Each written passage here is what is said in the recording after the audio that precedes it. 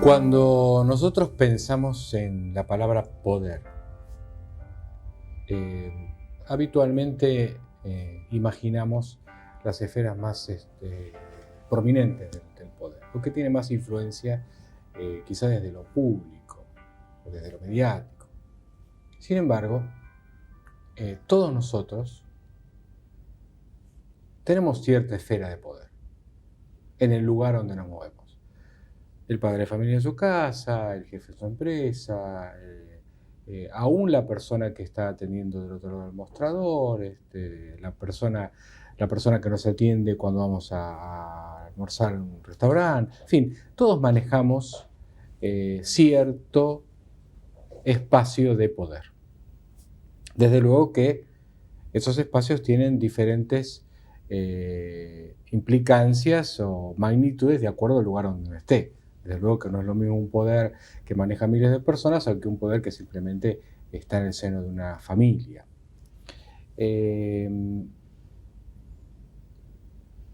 La pregunta quizás sea, no si tenemos o no poder, sino qué entendemos por poder, cómo concebimos el poder, o para qué queremos el poder, qué realmente significa el uso del poder. Recuerdo una frase de Franklin que decía: casi todas las personas pueden sostener una situación de conflicto o de adversidad, pero que lo que realmente prueba el carácter de una persona es cuando se le otorga poder. Ahí es cuando se nota el carácter y el calibre de una persona, cuando tiene el poder en sus manos. El tema de hoy es complejo, pero es muy importante.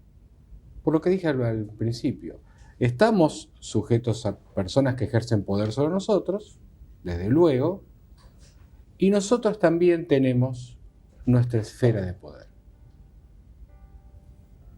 ¿Cómo lo ejercemos? ¿Para qué lo queremos? ¿Lo queremos? ¿Cuál es la manera correcta de hacerlo? ¿Cuál es la manera incorrecta de hacerlo? ¿Qué significa realmente el poder? Preguntas, simplemente preguntas, para analizar y para comenzar este diálogo.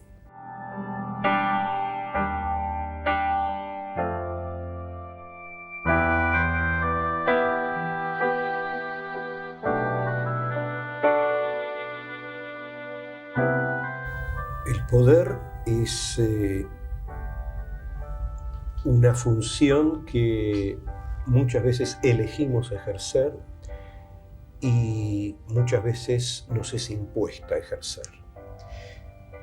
Porque evidentemente el poder que tiene un maestro sobre sus alumnos es decisivo, es importante, y el maestro lo debe ejercer, igual como el padre sobre sus hijos cuando están en sus estadios primarios de crecimiento especialmente. Se necesita alguien que guíe, alguien que ponga normas, alguien que ponga límites, y desde lo privado, desde lo íntimo, todo esto se va desarrollando a lo público y a las jerarquías más altas del poder.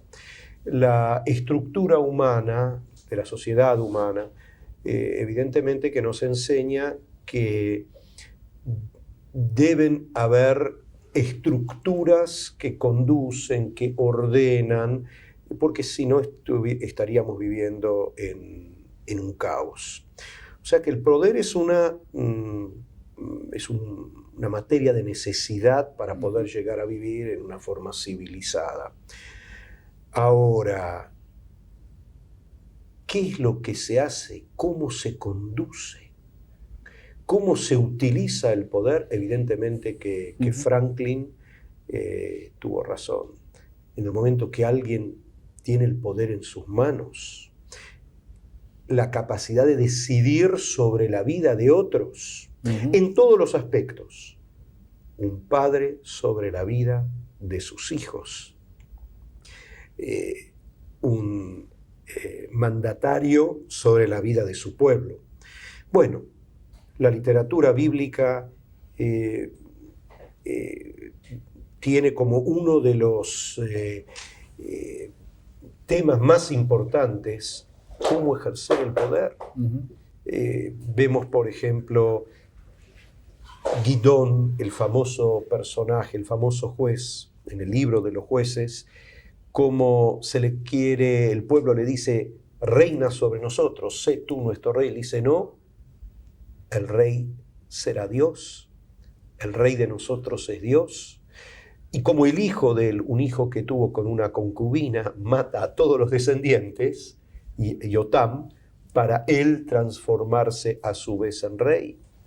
Y allí hay en el capítulo 9, para empezar el tema, ¿no? Pues tan amplio, tan vasto en la literatura bíblica, en el capítulo 9 del libro de los jueces, hay una parábola que tiene una vigencia y una fuerza enorme, ¿sí? Lo que se llama la parábola de Yotam, o Jotam se suele escribir en las traducciones de la Biblia a veces.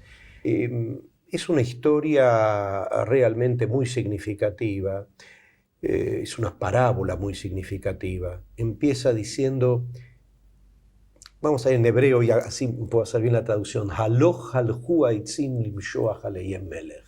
ir fueron los árboles a ungir sobre ellos un rey. Bueno, primero fueron al olivo, dijeron, sé rey sobre nosotros. El olivo dijo, no tengo tiempo, tengo que hacer buenas aceitunas para hacer un buen aceite. Después fueron a la higuera, no tengo tiempo para eso, tengo que hacer buenos higos, las cosas más preciadas ya en aquellos tiempos, entre todos los frutos que apreciaba el hombre de una manera muy especial allí en el Medio Oriente. No hay que olvidarse que son entre los 7 frutos con que Dios bendijo la tierra de Israel, se hallan estos 3. Y después fue a la vid, y la vid dijo, tengo que hacer racimos muy lindos, no tengo tiempo. Entonces, ¿qué pasó? Fueron a un arbusto que se llama atad, y que les dice, sí muchachos, un arbusto que no da nada. Sí, muchachos, yo acepto ser rey, pero sepan una cosa, si van a estar conmigo está todo bien, pero si no van a estar conmigo, yo encenderé un fuego que va a destruir todo, aún los hermosísimos, esto hermosísimo lo agrego yo, como exégesis, cedros del Líbano, que son en la literatura bíblica una de los ejemplos, paradigmas de la magnificencia, ¿sí? de la naturaleza. Y esto lamentablemente se cumple. A veces los factores positivos de la sociedad dicen, estoy muy ocupado con esto, estoy muy ocupado con lo otro, dejan vacíos de poder. Cuidado, el libro de Jueces es un libro que la crítica bíblica lo acepta en base a estudios lingüísticos, etcétera, como un libro antiguo, muy antiguo realmente. Sí, claro. Estamos hablando de 2700 años, 2800 años, y ya como allí las mentes brillantes de aquel tiempo vieron y dejaron testimoniada esta parábola como para decir, cuidado con el poder. El poder es una cuestión conferida por Dios. Aquel que ejerce el poder tiene que saber, bueno, debiera estar aquí porque es voluntad de Dios. Y en ese debiera empezar a entenderlo como un elemento básico para el ejercicio del poder, que es la humildad. Porque hay otro que quiso, yo estoy aquí. Y eso me debe conllevar a la humildad, que yo creo que es la llave básica para ejercer el poder.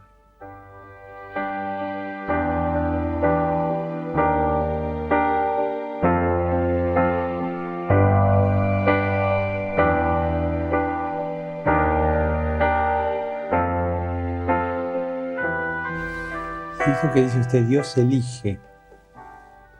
Y esto desde la primera página del Génesis. Porque Dios crea al hombre y ahí nomás le da poder. Las primeras páginas del Génesis ya el hombre viene con poder. Crezcan, multiplíquense, dominen la tierra. O sea, hay un poder, es un animal potens, ¿no? El hombre. Dios lo unge, hay como una unción en la misión que le da, ¿no es cierto?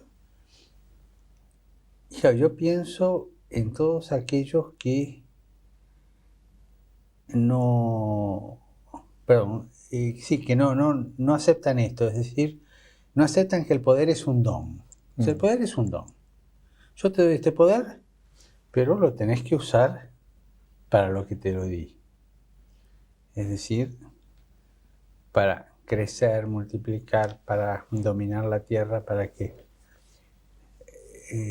la civilización vaya andando, y en relación al prójimo para que tu prójimo sea cada vez más persona, más él, no avasallar. Y aquí pienso en los que arrebatan el poder, ¿no? En cualquier institución que sea, que no aceptan el poder como un don para otros, sino como un usufructo para sí mismo, ¿no es cierto? En última instancia no lo aceptan como un servicio, ¿no? Y los ejemplos clásicos, ya podemos recorrer toda la historia, pero vamos a los más cercanos clásicos, los totalitarismos del siglo pasado, son un ejemplo, ciertamente, del que usa el poder para sí mismo, no para servir, ¿no? Jesús en el Evangelio remarca que el poder es para el servicio. Cuando la madre de los hijos del Zebedeo le va a pedir que sus dos hijos, Juan y Santiago, estén a su derecha y a su izquierda cuando esté en su reino, Jesús le contesta: no sabes lo que pedís. Eso le corresponde a mi Padre, o sea, no es algo que uno escala, es un don. Vuelve a repetir lo del don. Va a tener poder aquel a quien le es dado el poder. De ahí el símbolo de la unción que aparece en la Biblia continuamente desde el Antiguo Testamento. ¿Qué significa? Que Dios derrama el aceite sobre la cabeza de quien Él elige, a quien Él le da una misión a cumplir. Por eso me gustó lo suyo, ¿no? Es verdad, es algo que Dios da, es un don. Si uno no concibe el poder como don, lo concibe como algo propio que mereció él mismo. Y ahí empezó la desviación. Las desviaciones son como las de los caminos, empiezan de a poquito, y se van ensanchando. Pero ya la orientación no es la del don, sino la de mi provecho. Eso es clave, ¿no? Y el símbolo de la unción, bueno, Dios te unge.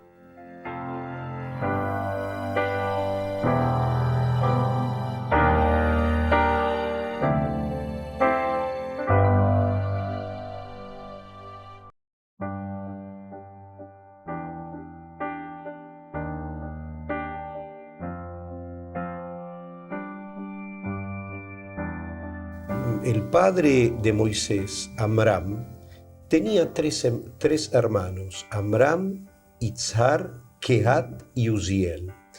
Amram era el mayor, ¿sí? Todos eran los descendientes de Leví, ¿sí? Amram era el mayor, y de él, Amram tuvo 3 hijos, Aarón, Moisés y Miriam, y bueno, y 2 se llevaron todo el poder prácticamente. Uno, el poder ejecutivo, que vendría a ser Moisés, y el otro, el poder clerical, que era Aarón. Entonces dijimos, Amram, Itzhar, Hebrón y Uziel. El hijo de Uziel, el Tzafán, se transformó en el presidente de una de las familias de los levitas, ¿sí? Que tenía su importancia. Pero de Kehat, de donde salía Korah, él decía, dame algún cargo, me tenés que dar algo. ¿Cómo que a mi primo, que desciende de un tío nuestro, que es el más joven entre todos los, y aparte aparentemente en base a la edad venía la cosa, ¿cómo es que le dieron un cargo y yo me quedé sin nada? No era sin nada, pertenecía a la tribu de Leví, tenía sus funciones dentro del clero, ¿sí? Sus funciones clericales, era una persona importante. No, y lo que quería era una sola cosa: el poder por el poder mismo. No es que le está discutiendo a Moisés, no le está discutiendo a Moisés, mira, creo que tal o cual aspecto no es correcto.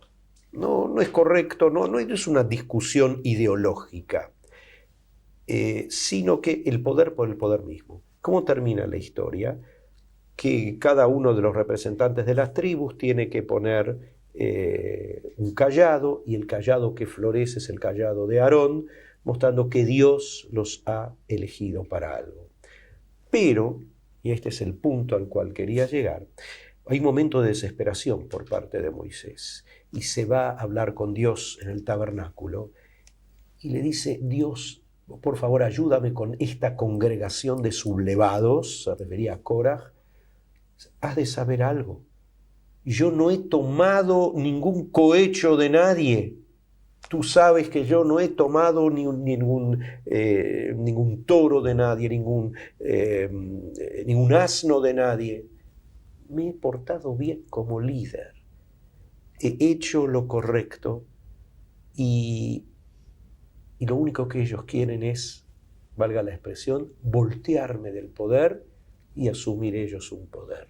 No me he equivocado. Lo primero que hace Moisés, y aquí voy al punto de la humildad, es una rendición de cuentas. Lo mismo pasa con Samuel, cuando tiene que cuando unge a Saúl delante del pueblo en Gilgal. Entonces dice, reúne a todo el pueblo: díganme aquí, yo he tomado algún animal, se entiende, como cohecho, para juzgar mal entre ustedes. Por favor, díganme si yo he cometido un abuso de poder. Porque evidentemente tiene que transferir el poder a Saúl. Pero antes de transferir, ¿he cometido algún abuso de poder? A todo el pueblo ahí. Todos dicen: no, de ninguna manera, Samuel. Da la casualidad que estos 2 días estuve haciendo oración sobre el primer libro de Samuel y esta escena sobre todo, ¿no? Me llamó la atención cuando, antes de ungirlo a Saúl, o sea, de darle la potestad del rey, ese balance que hace él, ¿no? Incluso dice: ¿de quién acepté un par de sandalias? ¿No? ¿Quién me coimeó? O sea, qué actualidad que tiene eso, ¿no? Sí. Cuando un hombre que estuvo rigiendo el pueblo de Israel, y que cuando el pueblo le pide que quiere un rey porque no confía en sus hijos, en el fondo es otro problema, es contra Dios, todo. Después de tanto tiempo, tiene el coraje de decir: a ver, desde el toro hasta las sandalias, ¿de quién le acepté esto? ¿Y quién me coimeó? Una linda despedida de un dirigente, de alguien que tuvo poder y lo ejerció. A ver, levante la mano, ¿quién pudo coimearme? Lindo, ¿eh?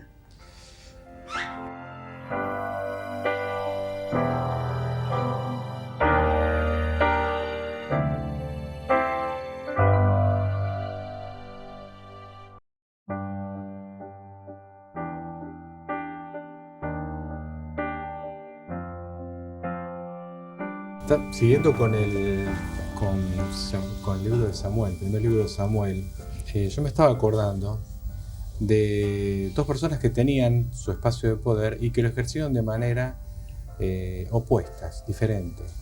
Y está en el capítulo 24 y 26, creo 26 del primer libro de Samuel. Bueno, Saúl era el rey, tenía todo el poder, para ser rey, ejercía como tal.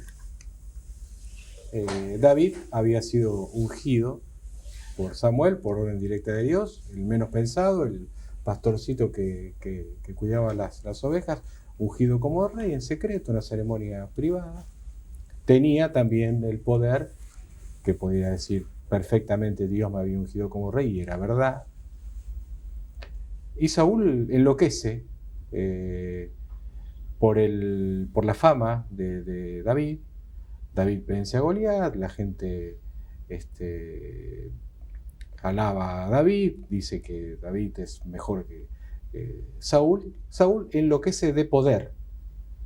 O sea, el poder y el no tener esa posibilidad de tener el poder absoluto y el no permitir algo que usted bien dijo, o sea, de que crezcan los otros, del delegar el poder, de que el poder no es algo que es mío propio, que me lo gané yo, sino que, y más en un rey de Israel que se lo dio Dios, se volvió loco de poder, se enfermó de poder. Se enfermó de tal manera de que quería matar a David.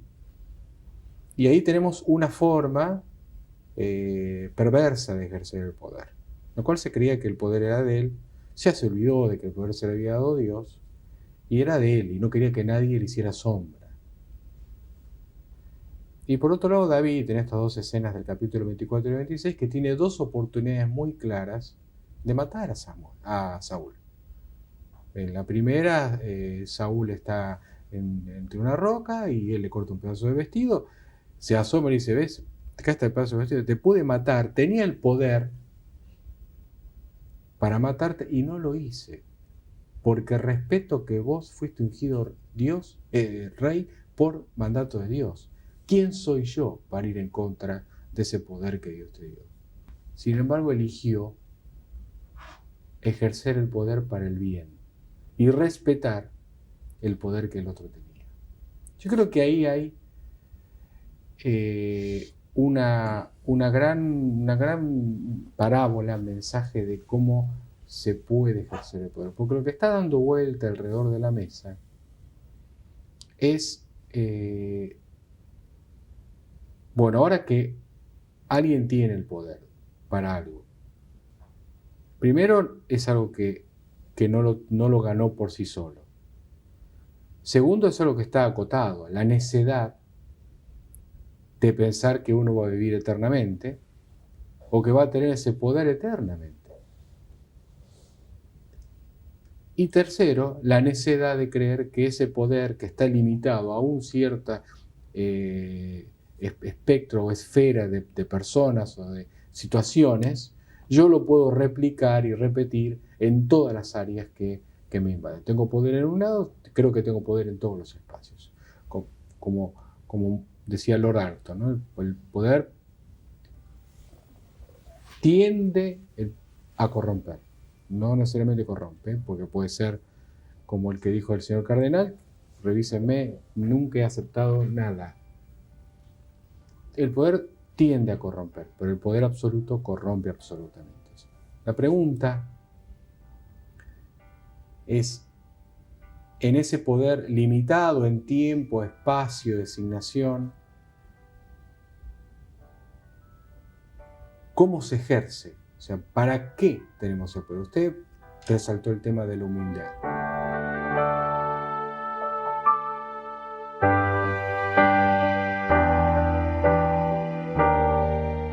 Todas las referencias bíblicas que usted hizo, hay muchos temas, realmente se pueden hacer muchísimas lecturas. Saúl sabía que es un mortal, que algún día iban a terminar sus días, pero él imaginaba que iba a haber una continuidad de su ser como rey a través de los hijos, especialmente a través de Jonatán, y se lo espeta en la cara eso después. Cuando él sabe que Jonatán se juntó con David en una amistad muy especial. La figura de Saúl también es una figura muy problemática, porque al principio Saúl no quería ser rey. Saúl era yo no sé si utilizar la palabra humilde o una persona vergonzosa, una persona muy introvertida. No sé cómo entender esa expresión que dice, definiéndolo a Saúl, que él se escondía entre los utensilios, entre Nechba el Akeilim, dice el versículo. Pero lo que hace referencia es que era, cuando se describe por primera vez a Saúl en la Biblia, de su hombro para arriba más grande que todo el pueblo, o sea que habrá tenido virtudes espirituales muy importantes, pero paralelamente, al mismo tiempo, era una persona introvertida, como que no quería el poder y como que resulta como que Samuel en cierta medida lo obligó a ser rey, le dio fuerza para ser rey. La Biblia es muy interesante, no da un cuadro único, terminado, muestra la complejidad de las cosas, porque al principio era importante que Saúl sea rey, porque el pueblo dice, le dice a Samuel, danos un rey como todos los pueblos. Y eso ya suena feo, porque no sos como todos los pueblos, porque tenés un pacto muy especial con Dios. Sí, claro. Pero por otro lado, políticamente, la Biblia misma me cuenta que había que juntar a todo el pueblo para formar un solo ejército, porque ¿qué es todo el libro de Jueces? Todo el libro de Jueces se va atacando a algunas tribus, las tribus encuentran un líder que sabe aunar a las tribus atacadas, y no es todo el pueblo que sale en defensa de sus hermanos atacados, sino que las tribus atacadas son aquellas que se organizan y hacen una guerra para eliminar el yugo de un opresor que los atacó. Y hay un leitmotiv en todo ese libro de los Jueces. Es el que va entre el libro de Samuel, para aquellos que no conocen tanto la literatura bíblica. Después de Moisés vino un líder militar que fue Josué, que conquistó la tierra de Canaán, y después empezaron a haber líderes carismáticos, que fueron los jueces, hasta que aparece un gran líder espiritual al final de ese periodo, que fue Samuel. Entonces, en todo el libro de los Jueces dice, bueno, esto ocurre así porque esto que de repente hay tribus que están sojuzgadas, de repente que están libres, porque no hay un rey sobre Israel, cada uno hace lo que quiere. Incluso al final del libro de los Jueces hay unos relatos que me habla de actos muy, muy tenebrosos, muy lamentables, como paradigma de todo un tiempo donde no hay un orden, porque no hay una autoridad que sabe poner orden, ejercer un poder para dirigir sobre sendas de justicia y de rectitud al pueblo. Ahora bien, por eso era una necesidad en un momento dado de ungir a Saúl. ¿Por qué? Porque ya había un enemigo en puerta y ya se tenía experiencias muy malas de que cada tribu se la arregle como pueda. Todo el pueblo tenía que transformarse en un pueblo, tenía que haber un ejército único, que lo hace Saúl. Ahora, ¿qué pasa? Y aquí llegamos al meollo, creo yo, a uno de los meollos de lo que usted estuvo describiendo. Yo creo que Saúl se enfermó de poder. Ese es el nuevo tema que hay que abordar también, lo que hay detrás. Alguien que de repente no quería el poder, que de repente tiene el poder y que de repente no lo quiere soltar el poder. Como que le gustó la cosa. Y algo en cierto momento también ocurrió con David, con la historia de David y Bathsheba, Betsabé. Lo que pasa es que ahí hubo un profeta que agarra y le dice, después de toda una parábola que se llama la ovejita del Kifsat Arash, del humilde, que uno tenía una sola ovejita, que era Urías el Eteo, que tenía Bathsheba como su única mujer, y David podía tener varias mujeres, era justo a esa que quiso, y por eso mandó a la muerte prácticamente a Urías. Entonces, pero cuando el profeta le dice, vos sos aquel que le robaste la única ovejita al pobre hombre, y le dijo, porque vos mandaste a la muerte a Urías para quedarte con Betsabé, la grandeza de David fue decir, sí, aceptar. Yo me he equivocado, y después Dios lo castigó, la muerte de sus hijos, etcétera, etcétera. sea que David también, en un momento dado, existe un síndrome, la enfermedad del poder.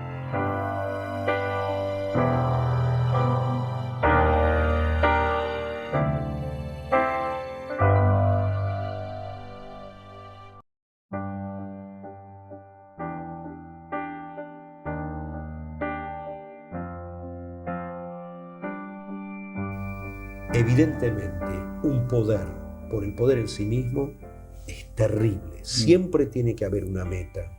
Y esa meta debe ser una meta muy importante.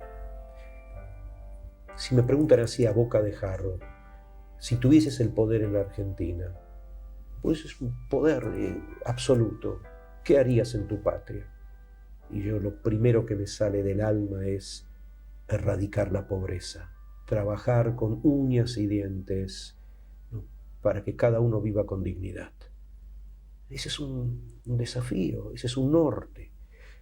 Con todas las críticas que se le puede hacer a Sarmiento y todas las revisiones, etcétera, etcétera, él tuvo una idea fija. Quiero educación para mi pueblo. Y lo hizo. Y lo hizo. Por algo dejó toda esa impronta y toda esa imagen, el maestro de los maestros, etcétera, etcétera. Con todos los errores, con todas las críticas que se puede hacer a la figura de Sarmiento. Nadie es perfecto, porque ya leí críticas y esto y lo otro, no importa. Pero él tuvo el poder, y no sé, según no soy historiador, seguramente habrán habido muchas facetas en el poder que ejerció Sarmiento, qué sé yo, negativas. Pero tuvo una meta muy importante y hay que abocarse a esa meta y eso sí, al final poder mostrar las manos limpias.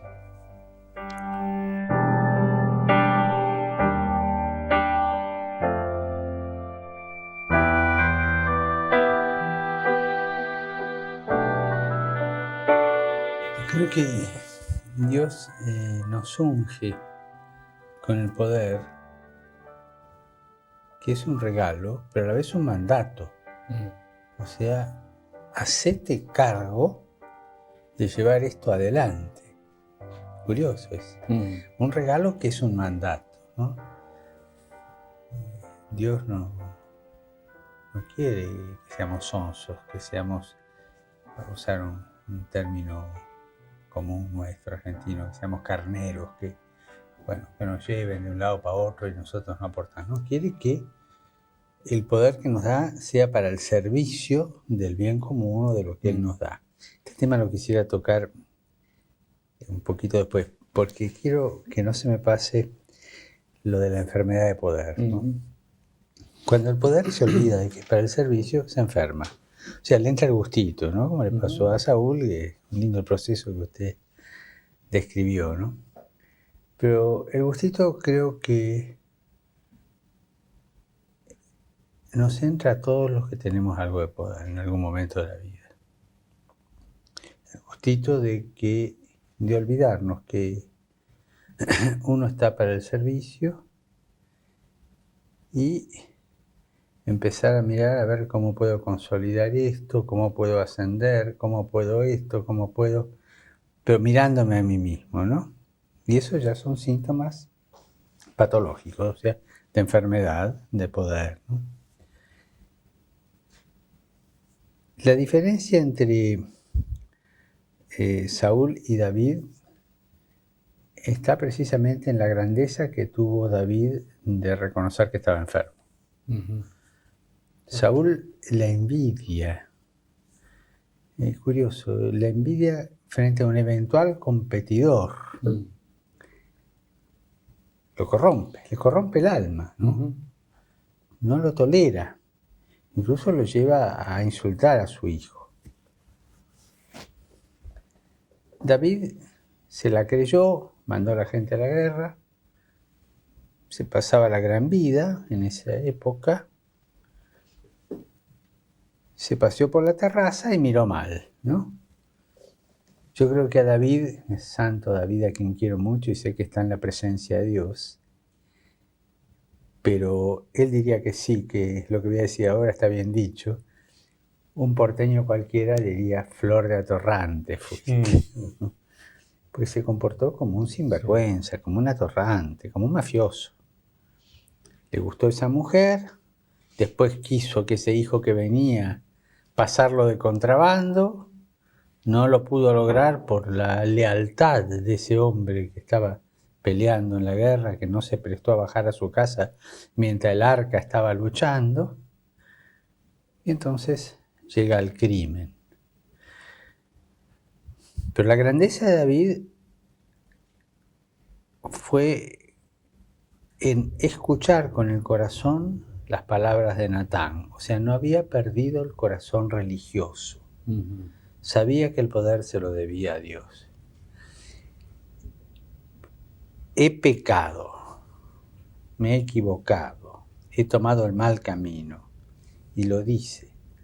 Más aún, no solo lo dice ahí, a mí me impresiona mucho cuando tiene que huir y que deja el arca en Jerusalén para que al menos sea custodiada, y tiene que huir, y Semeí empieza las pedradas y a los insultos, y uno de los que iban con él le dice: ¿querés que mate a ese perro muerto? Porque era uno a la vera del camino que le tiraba piedras y le decía piropos de todos los colores. Y David, en vez de decirle vos seas peor que yo, se calla la boca y le dice no, se acordó de su pecado. Era humilde, y había heredado esa humildad de Moisés. Se acordó de su pecado y dijo no. Si el Señor Él me insulta porque el Señor se lo permite. Si el Señor permite esto, será para mi bien, algo así más o menos dice, y ojalá me lo tenga en cuenta para rescatarme. O sea, la humildad práctica del hombre que se equivocó lo reconoce y se humilla. O sea, no solo en la intimidad del confesionario, digamos, con Natán le dice he pecado, sino que públicamente le dice ahí, no, déjenlo que me insulte. Déjenlo que me insulte. Dios se lo permite. Me lo merezco, en el fondo está diciendo. Bueno, ese es un hombre que sabe manejar el poder. De ahí que la humildad del hombre que tiene el poder, vuelvo a Moisés, usted lo señaló muy bien, que según la Biblia el hombre más humilde de su tiempo. O sea, impresionante eso que dice. La humildad lo lleva siempre a la magnanimidad, a no cobrársela, ¿no? Sino dejar que Dios marque el tiempo cuando se lo tiene que cobrar. El arrepentimiento de David frente a la enfermedad de poder es muy grande. Y es una de las cosas que nos tiene que hacer recapacitar a nosotros cuando nos excedemos mal en el ejercicio del poder.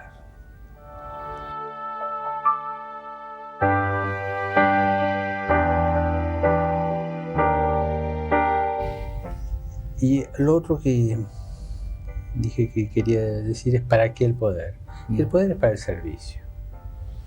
O sea, a uno lo ungen para servir.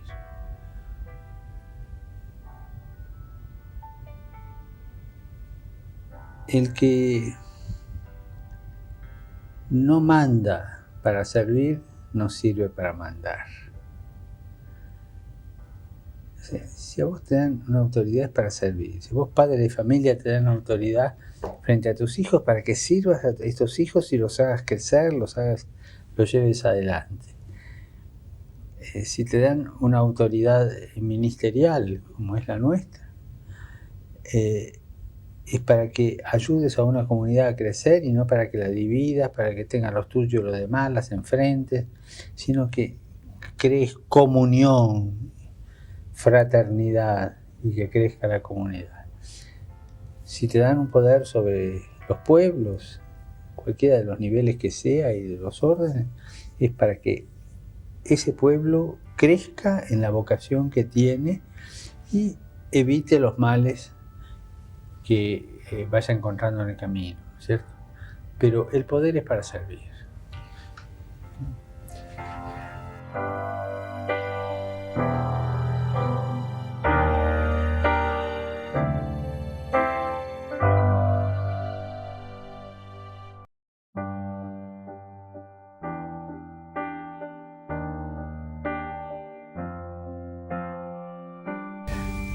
Para servir y no para servirse de él, ¿no? No para servir.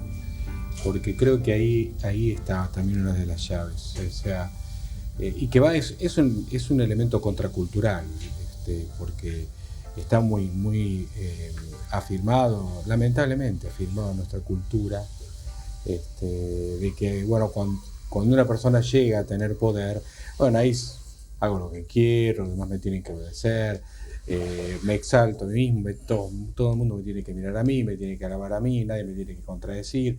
Ese estigma que lleva inevitablemente a esa enfermedad del poder. Inevitablemente esa enfermedad del poder. Donde yo me sirvo del poder y no entiendo que el poder es para servir.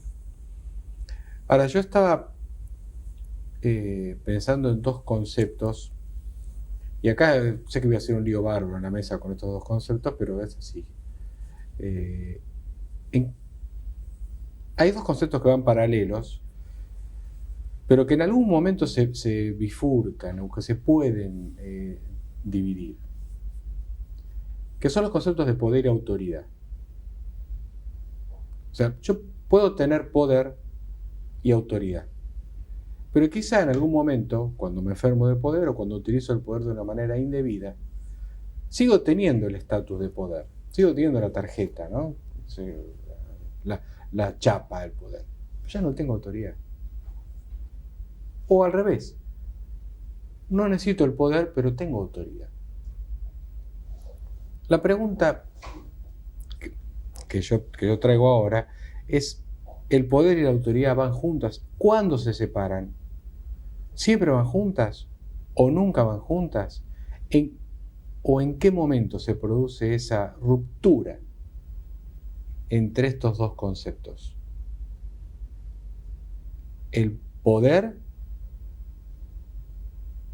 y la autoridad legítima que tengo para combinarlo con ese poder, ¿o no? Esa es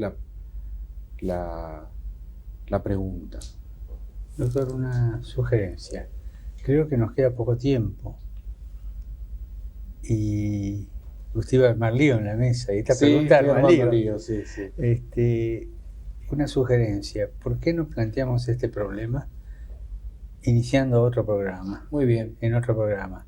Perfecto. Y acá redondeamos un poquito lo que dijimos hasta ahora sobre el poder y podemos comenzar otro programa hablando de poder y autoridad. No sé, Rabino, ¿qué le parece a Me usted? parece muy bien, es un tema amerita. Sí. Bueno, recojo el guante y los comprometo para un próximo programa sobre poder y autoridad. Yo me quedé pensando, también para darle tenemos pocos minutos, como bien acotó el cardenal, del programa. Porque en el poder como medio, no como fin, y en el poder con una característica de humildad, de reconocimiento de que uno lo ha recibido acotadamente y que tiene sus falencias, y que es un poder dado para el servicio. Solo un minuto, si me permiten, cada uno, sobre un concepto, ¿no? Porque el pensamiento del cardenal sobre la actitud de David, que escuchó al profeta, al amigo, que no son pocos, los que están en el poder, que vienen a decirle: ven acá, estás pifiando, estás equivocándote. Y lo ayudó, le salvó la vida, el reinado, le salvó el corazón.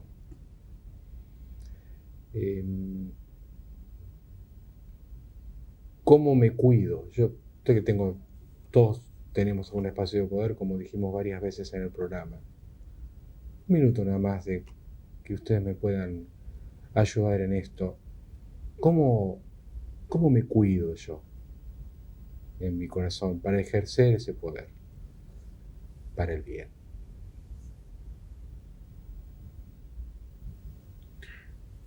Yo creo que hay un solo camino. A través de, lo diría en términos políticos, teniendo un sincero diálogo con lo que debiera ser una sincera oposición. La oposición debe ejercer una función fiscalizadora y una función de crítica real, no una crítica inventada para obtener a su vez el poder, sino la oposición tiene una misión muy, muy importante en una democracia, o debiera tenerla, que es mostrar las otras posibilidades para hacer una buena gestión. No es destruir al líder, sino entrar en diálogo. Entonces el líder sabe, no tengo un poder omnímodo. Una vez alguien me dijo, ¿querés saber cómo funciona Estados Unidos? No importa, con todas las críticas que se puede llegar a hacer, pero evidentemente que lograron constituir un país muy, muy importante, amén de todas las críticas. Porque el Poder Judicial fiscaliza realmente al Poder Ejecutivo y el Legislativo fiscaliza al Judicial. Hay un control.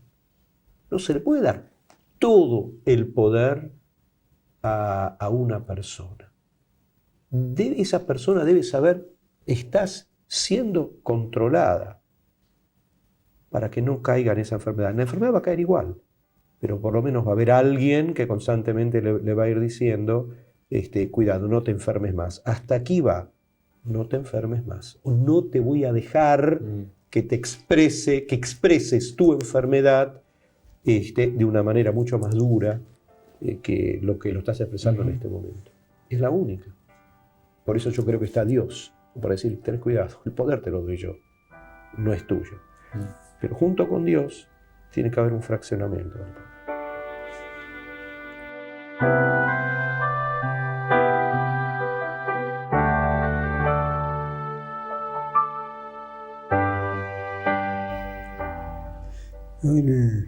Varias veces me pregunto, ¿no?, sobre mi servicio en el poder, ¿no? Siempre me encuentro, cuando soy sincero, me encuentro con fallas. Y cuando no las encuentro, el Señor manda a alguien que me las diga, ¿no? Es curioso. Algunos las dicen envueltas en celofán y con un moño arriba, pero una bomba lo que hay adentro. Y otros las dicen de frente, no estoy de acuerdo por esto, usted tendría que haber hecho esto. Se me da bronca. Fuera sincero, cuando estoy un poco con esas líneas de fiebre de enfermedad de poder, me da bronca que me acoten algo, ¿no? Pero veo que es Dios que me ayuda, ¿no? A través del prójimo, que Dios mismo se acerca y me dice, cuidado. Y estoy atento a eso, ¿no? A escuchar lo que venga de todos, ¿no? Y después sí, orar y pedir luz sobre lo que me han dicho, a ver cómo lo puedo integrar o no. A veces dicen cosas que están equivocadas, pero aquí a mí me hace bien distinguir entre la letra y la música. Claro. ¿No? A veces la letra está equivocada, pero la música, cuidado. Están diciendo que algo no funciona, te lo dijeron mal porque no supieron expresarlo, pero te están alertando que algo no funciona, ¿no? O a veces la letra está buena, te dicen justo lo que no funciona, pero te dicen con mala música, con bronca, y como para herirte, ¿no? Y ahí tenés que perdonar la música y aceptar la letra, ¿no? Pero es una gracia de Dios y hay que pedirla. Hay que pedirla. Yo no me siento con fuerzas suficientes para arreglármela solo en eso, porque sé que si no escucho, si el Señor no me da la gracia, me enfermo de poder. Y uno cae sin darse cuenta en la vanidad, la soberbia, el orgullo, y eso no está bien. Bueno, yo les agradezco mucho. Creo que hay mucha tela para cortar sobre esto, pero hemos atravesado un tema muy, muy, muy profundo. Y yo me quedo pensando, y espero que nuestros amigos televidentes también, ¿no? En la importancia de entender de qué se trata cuando hablamos de poder. En entender los riesgos de tener el poder, en entender los cuidados que tenemos que tener. Cuando Pablo le dice a Timoteo, cuídate vos mismo, creo que es un buen consejo. El entender de que es un poder delegado, que no es absoluto, que no es para siempre, que no es universal, que está dado para el bien, que está mirado para servir a otro y no para servirme a mí. No es para cualquiera. Cualquiera puede tener poder, pero no cualquiera sabe qué hacer con él. Que Dios, que tiene todo el poder, nos ayude a nosotros a entender cada día en nuestros actos y en nuestra humildad práctica. Me gustó esa frase, esa humildad práctica, cómo realmente debemos ejercer esa cuota de poder. Muchas gracias.